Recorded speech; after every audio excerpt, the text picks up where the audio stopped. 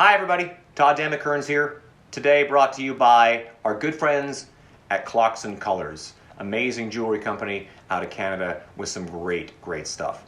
Today, honored to have one of my heroes as a bass player, as a vocalist. You know him from back in Deep Purple, Black Country Communion. He is currently with the Dead Daisies. Ladies and gentlemen, my hero, Glenn Hughes.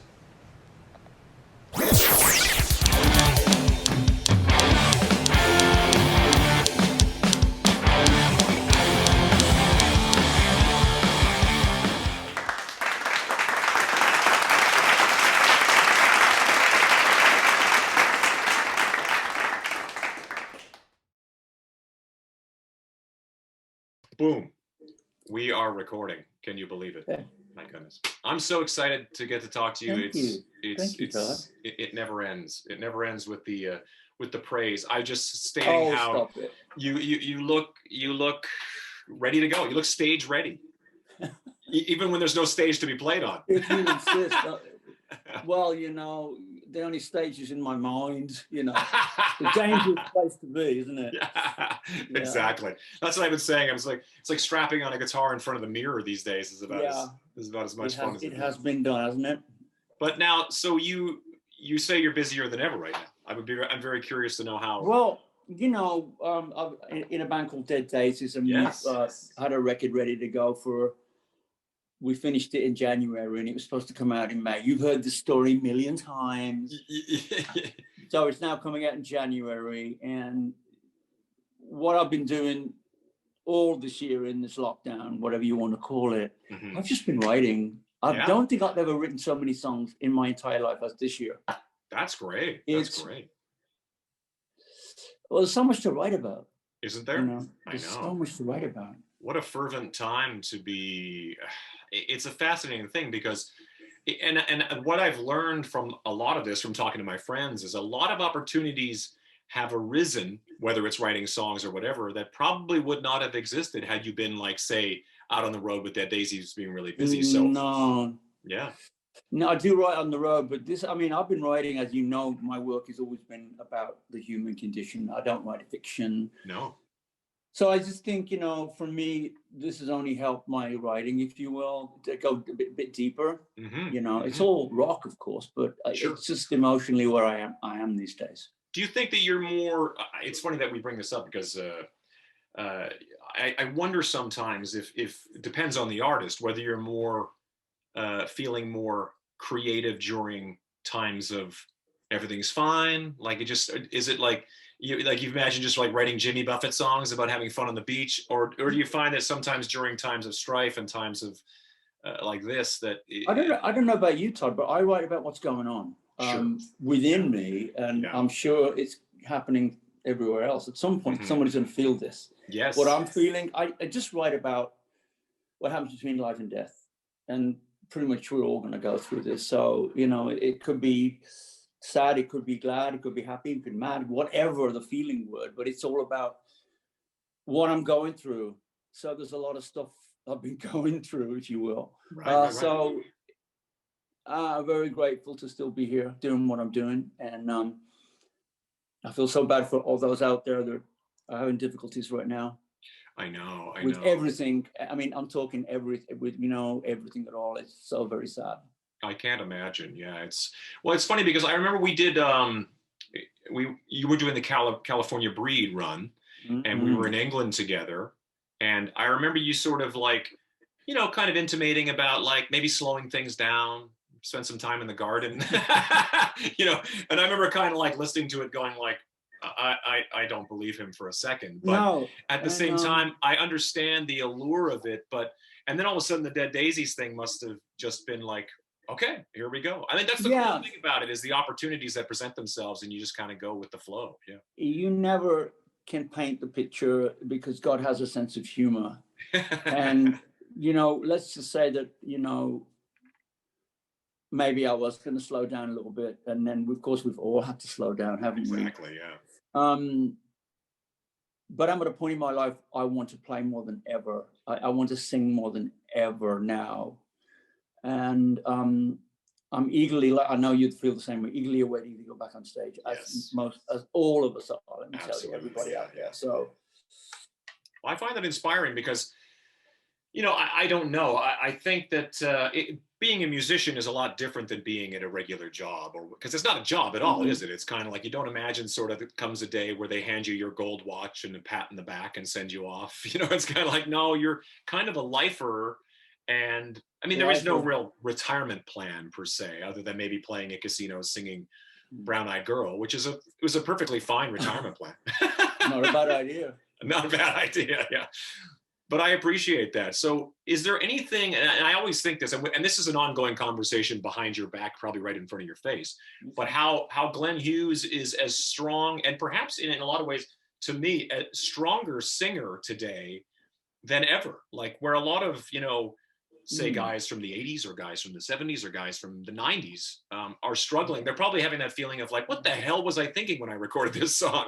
But with you, I'm always like, we're always like taken aback. Miles Kennedy and I both kind of, how is he doing this? No. Miles is insane. I think, Todd, if I can spin it this way to you, that I'm very fearful in life, if you will, but when I'm writing or when I'm about to go on stage in the dressing room, I'm about to go up there, as you know what it's like, I become pretty much fearless. Hey, here we go. So it's just the way I've been, especially I've been sober now. Well, I've been doing the sobriety now since 1991. Good for you. And that has changed everything for me. And I think, you know, when I got clean and sober, I was told that I would go on to write songs, you know, and that's when I started to realize I have a chance here to tell people about how I really feel. Sure, you know? yeah. And you know, for me, the thing with my voice, my throat, my chords, I'm very relaxed when I sing. Although I got this range, I'm very relaxed. I do a lot of breathing exercises. That really helps me. I never think about the next. I never think about the next note. Right. Never. It just, you know, it just comes. You know. Is there a degree of training that you've had? I mean, this is the thing: is I'm one of those guys. I've always considered myself more of a street fighter. You know what I mean? Like I kind of learned just getting out there. And while some guys are training and they learn all the moves, I'm just out there swinging and punching, vocally and music wise. Is there training on your side that kind of puts you in a disposition? No, and this is a great question because in Trapeze, I was one of two singers or three singers in the early days. And then I became lead singer of Trapeze for 1 year, 2 years before I joined Purple. And then I became a duet with David, which was a huge thing for rock and roll, you know.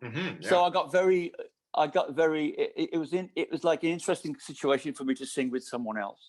Totally. It was great, you know. And I've always enjoyed that. But I am a lead singer, we know that. And I'm so grateful. Totally. So I just don't have a lot of fear on stage. Now, when I come off stage, I'm probably going to fall over. And all kinds crazy frivolities to see me do that. Right. Yeah. It's when I'm up there, I feel that I know my life's purpose. Sure. Yeah. You know, it's not just about singing and playing. It's about the love factor I have for my family and my beautiful animals. And you know, I have a lot of love for music in general.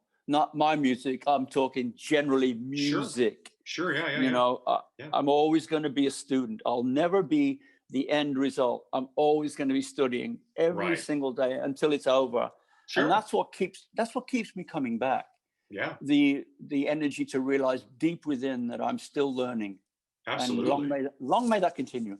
I think that's inspiring as well, because a lot of people think they have it figured out, and those are the people you got to be careful of. It's like, I don't know, dude. It's like, I think that's the exciting thing about music is that, it's constantly changing. What's hip yesterday is not hip anymore, and you have to kind of keep your eye on what's going on. And we sort of look around at music that's coming up, and we think this is great, and this doesn't connect with me that so much. But that's very natural. Even when we were even when we were 20 years old, there's going to be things that connect with you and things that don't. So Correct. that plays all the way through your life. But did you find that the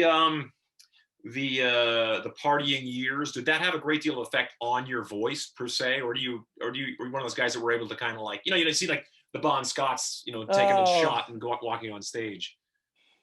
Oh my God, that's a crazy one, but I get the drift. I was never happy to.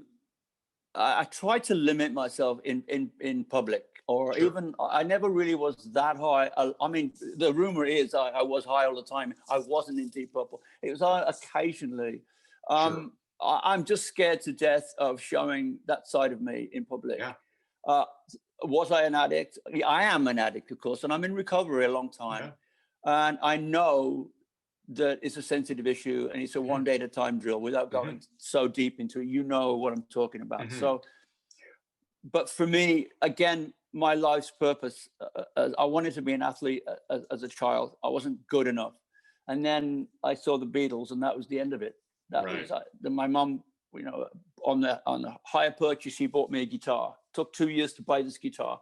And I learned how to play myself. And played guitar, played keyboards. I learned how to play the instrument on a trombone. I was named after Glenn Miller. Oh, wow. Cool. That's so cool. People should know that by now. But again, music has changed. It saved me. And it continually saves me with everything that I write. As everything that I write about has got something to do with saving myself or others. Sure, The celebration of life, if you will.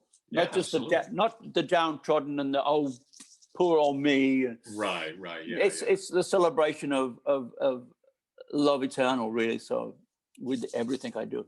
Well, it's interesting to me too because I think you absolutely nailed that, because it's also interesting to me because as a guy, as everybody sort of goes on about your ability as a vocalist, the fact that you have always carried a bass guitar in your hands. Yeah. And it's something that kind of, it's kind of a good problem to have, that it kind of gets overlooked because but I think there's something to be said about, it's funny because on this conversation thing that I do, I managed to stumble across Duff McKagan and Frank Bello from Anthrax and Dave Ellefson from, making it like a lot of bass talk. Yeah. And, without it being like boring gear talk or whatever, but there is something to be said about, like when I was a kid coming up and I was learning the songs of the day, a lot of the songs of the day playing in pubs didn't necessarily mean that you could sing while playing that particular bass line, So there was always sort of this where you have to split your mind in half and go, this is the bass and that's the vocal. Sting and guys like that are very very good. Exactly. But you're one of those guys that falls into that category of like, how is he playing that but singing that? I don't understand. I think Todd, before I was I was a professional when I was 16. I played guitar for a few years. I think you can see I'm a guitar player. Absolutely, yeah. And then when I joined a band to play bass, the bass player left, and they asked me to join. I'm going, you got 24 hours to switch from a Fender Tele to a Fender Jazz. I'm going, okay. And it was all cover songs, and we were playing 7 nights a week in the bars in the West Midlands in the Black Country every night, and I had no choice. 5 sets a night. It was like the Northern England. It's like 5 sets a night. Yeah. And it was. I'd like to tell you it was all fun and games, but it was work. Yeah. Work, sincere hustle, work. Yeah. Which got me through my teens and into my early 20s. Mm-hmm. Sure. And that's why, because we always stop. I have to stop and remind myself that you were still really young by the time you were doing Trapeze and Purple. Yeah. You're like. I think you're like 23 maybe in Purple. I don't even know how old you are. So I was 22 when I 22 joined. 22, yeah. So to have achieved like Trapeze being, a very successful act, you guys were just kids. I mean, yeah. Well, when we first came to America in 1970, Mel and Dave were older than me, and I remember going to LAX. And they wouldn't let me in the bar to drink because I was 18. You had to be 21. Right. I was really upset about that. I don't think I was a raging alcoholic back then. I was maybe a sip drinker. Sure, yeah. But I was really upset. But yeah. Yeah, people kind of forget. You could be in a pub in England at how old? Oh my God, 17. There you go. Yeah. It's the same as where I grew up in Canada. It was 18, 19 was fairly. It still is kind of that way, you know what I mean? Yeah. So when you go to the States, you're like, what? That's why all those kids from the States pop up into Canada so they can hit bars at 19 years old. Yeah. So 1970 was your first trip to the United States? Yeah, December 1970. We did 17 shows in 20 days with the Moody Blues. Wow. We were signed to the Moody Blues label Threshold. We had recorded Medusa, but it wasn't out until March of 71. And the Moody's, back in the days, it was all peace and love and, joints and stuff. They brought us, no one had heard those songs. Right. No one, and we played the Forum, we played everywhere, and we went down really well. I mean, and it was like, oh my God, this is America, and I fell in love with Los Angeles. I fell in love with LA, and I've been living here since 1975. Wow, that's so cool. And I'm always fascinated by the idea of how different it must have been touring back then. I mean, the industry of touring, the idea of tour buses and PA systems and all that stuff has advanced to a science now. Oh my God. But back then, the idea of a wireless guitar thing or in-ears or any of that stuff was just kind of like, I watch old Beatles footage and I go, I watch us as vocalists today freaking out because, your one in-ear is out, or there's a monitor. And I'm watching those three guys sing perfectly together and they can't hear a word. They're just like, no, it's incredible. Todd, on a couple of tours, we actually bought our own PA system, WEM. Remember WEM? Yeah.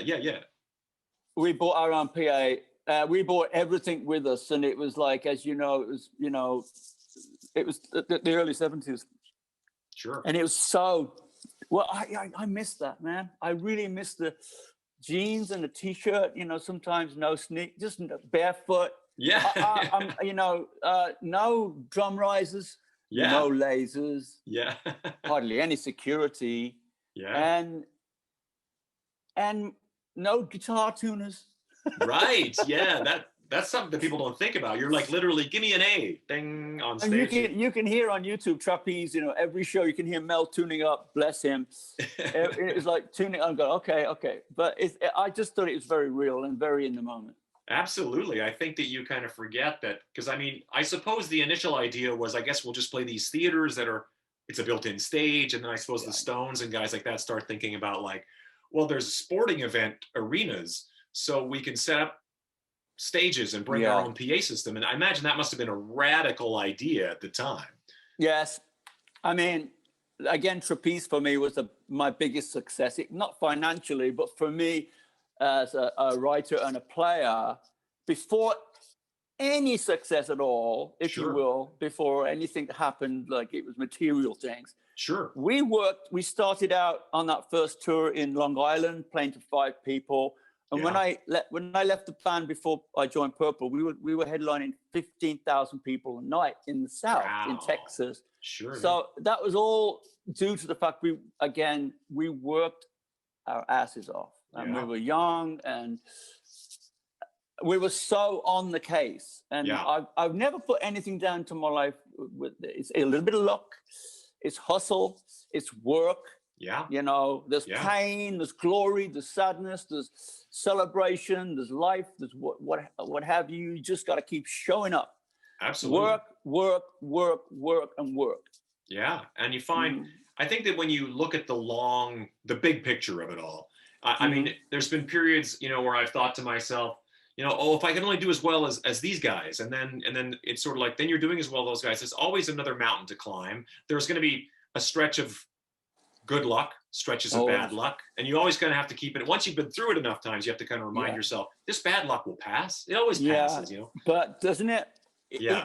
I read about this all the time, about if everything we wanted was laid out for us in gold or whatever you call it, if everything we all wanted, I'm talking to everybody, we would be in trouble. So with anything in life, whether you're art or whatever your life is, we have to go through this always.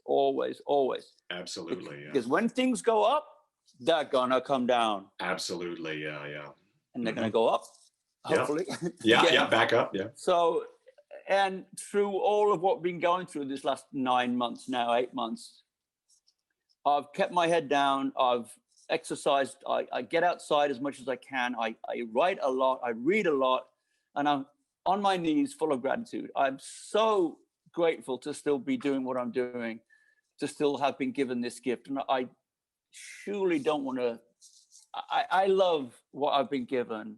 Yeah. I am so gratefully humbled by what God has given to me and to share with everyone, you know, so. Yeah, absolutely. And like you say, it's like, I mean, I imagine, because I'm not from America either. I grew up in Canada, you grew up in England. So there's this bizarre, I mean, the romanticism of it for you guys, because I, in my mind, I'm just imagining like the Almost Famous movie, you know, you guys coming over here, your English accents are just like bewitching, because everybody like was in love with English rock at that time, you know. So coming over to America, it must have been better than it was a key to the city, would have just having an English accent, being in a rock band, you must have just been. Yeah, I mean, you know, because when we came over, I'm from the West Midlands. I've never really spoken like this, you know what I mean? Like, I've never really lost my English accent. I've been living here most of my life, but yeah, that accent in the early 70s was spun heads, you know, and of course we were so damn young. Yeah. And but to me, I'm raising I love America, Americana, musically. All the Brits were listening to what you guys were doing over in not you North, but in America. in America, and you guys, you know, were listening to what was coming out of England. You know, Purple and Zeppelin and the Who and the Stones and Pink Floyd, and it goes on. You know. And I was just listening to what was coming out of Detroit, really. So. I know. That's an interesting thing that you bring up, because I always think it's really interesting if the English kids at that time had not rediscovered American blues and then eventually American R&B, essentially, how it probably would have been lost completely, wouldn't it have? I mean, like, you know, because the white kids in this country didn't really embrace blues-oriented and what became rock and roll until it was sort of repackaged and brought over by English kids, you know what I mean? Or to some degree, Elvis and Chuck Berry and those guys obviously sort of started it, but it sort of ping-ponged back and forth a little bit and then created its own versions. When did you find R&B, especially? Because that's a really fascinating thing about you know, your influence to the group. When you come in, all of a sudden things get super funky, like, you know, in the best possible way. A story, Todd. I was 14. I was dating a gal, and her brother had a discotheque. One of the first discotheques in the 1965. Cool. And he had a all-night discotheque on Friday and Saturday in the Black Country, where I'm from, you know. Yeah. And I went with him, and I used to fetch him coffees and cokes, and all night he played what was coming from either Georgia or Memphis or Detroit. It was all Black American music. And, you know, it was James Brown, it was the Isley Brothers, it was Stevie Wonder, it was Marvin Gaye. And when you're that old, when you're 14 or 15, I'm speaking to everybody out there, when they're that old, if you're listening to something continuous, there's a good chance it's going to make a mark on you. So absolutely, when the Beatles, I was 13 when I fell in love with the Beatles, and a year later, I'm now going west, and now I'm in America. I'm thinking, who are those guys, and who is Wilson Pickett? You know, and it just, I started to sing, and I had all these influences coming from America. And in England, it was the Beatles and the Stones and the Who, if you will, and it was great, but it wasn't me. You know, it wasn't me. So I'm not saying what going in Detroit was me either, but I was so fascinated by the soulfulness of these men and women. Totally. I was hearing these voices that I had never heard before. Yeah. I was too young to fall in love with Elvis. It was just, I was too young. Right. And then, you know, with the Beatles, and of course in America, we were kind of waiting for you guys, but it was all coming from Detroit. It was Tamla Motown. And when people say, what is Glenn Hughes? Well, so I'm a rocker, I'm a rock singer and bass player. And if you throw a little Detroit in there, or a lot of Detroit, and you mix them together in a soup, that's what I am, I guess. Well, and the bass guitar is largely associated with that world too, isn't it? I mean, funk music and funk is the wrong, but the R&B that was coming out of Motown at that time is such groove-oriented music. And when you listen to that stuff, the bass is always moving. And I hear that stuff in your playing in all of the different incarnations that you do. I can always sort of tell. You can thank James Jamerson for that. Right. Yeah. I realized who it was, and I started to get into and educate myself on James. I mean, he had more #1 records as a bass player than anyone else we know. Wow. And yeah, I started to study what he wasn't playing. okay. Those notes he wasn't playing, and I'm not a hammer-on bass player like yourself. We don't do that. I'm old school, and it's like I do play with the pick, but sometimes people think I'm not playing with the picks. I think I like to leave holes in for the groove. It's very important, very important for me. So I studied James Jamerson, and then I befriended Andy Fraser from Free. Wow. Who was my favorite bass player from the UK, and God rest his soul. We were such close friends, and James, and Andy and I spoke about James Jamerson and Carol Kay, and for me, it's all about what I don't play is more important than all the stuff. Sometimes I do rage on that bass. I do, and But I have, like you say, how do I sing and play? I don't know. I don't know. I just think it's practice and rehearsal and work. I never stop working. You seem just as comfortable without the bass, though. I've seen you on a number of occasions just jump up. Has there ever been a period in your life where you thought, no, not even really thought, but opportunities that go Sabbath or something like that, where you're like, I'm just going to sing now? To play without a bass, I do it with Slash and Duff and the guys in Kings of Chaos and Matt and Gilby and Miles. Yeah, Miles is there. Me and Miles do a song together. Yeah, it's okay. Do I want to do it all night? I don't think so. I'd rather play bass and sing. I think that's really cool. I think that's really cool to hear because, in all the years that Sting has been a solo artist, every time he would come back around, I go, that's pretty cool that he's still playing the bass. I go, that's he's great. It's again, it's not the notes he's playing; it's the notes he's not playing. Yeah, exactly. And I guess you have to say to yourself, well, he probably is like all of us probably started as bass players or whatever you play. Yeah, as a singer, was it sort of like starting as a guitar player? Was the singing thing just sort of like you just started playing with the guys, and the next thing you knew, you just sang a couple songs, and they said, "Hey, Glenn, you sing the songs." In my first couple of school bands, I was not a singer; I was a guitar player.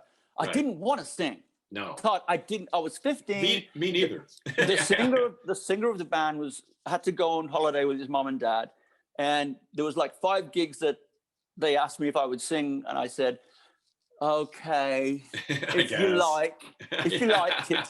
So my dad drove me to these venues, and I sang Route 66, and some Beatles songs and early 60s stuff, And what I thought the songs were writing on the King Bee and Little Red Rooster, I thought they didn't write those songs. Right. So I'm thinking I learned the blues from the Stones, who learned it from America. Yeah, sure. But again, for me to sing, that was the band called The Intruders, and there was the Hooker Lees after John Lee Hooker playing guitar, and then I was in a band called The Mail, MAIL. Oh, cool! Yeah, I was a kind of a second singer, and then Finders Keepers, I was one of 5 singers. So that's 5 or 6 bands now already. I wasn't singing lead.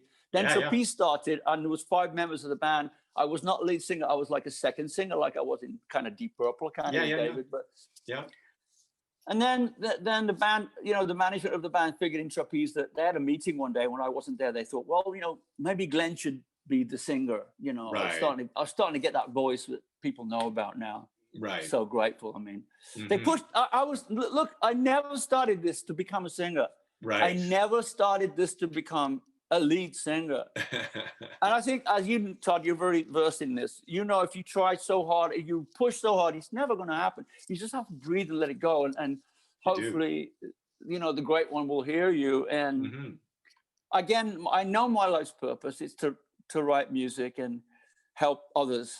It really, because I know that I don't write about anything that's not in between my ears. I don't write about fictional things at all. I write about what's happened to me. That's probably going to happen to all of us, Yeah, so absolutely. Part of being the messenger. It's interesting too, because I when I look at my own life, and I lately have started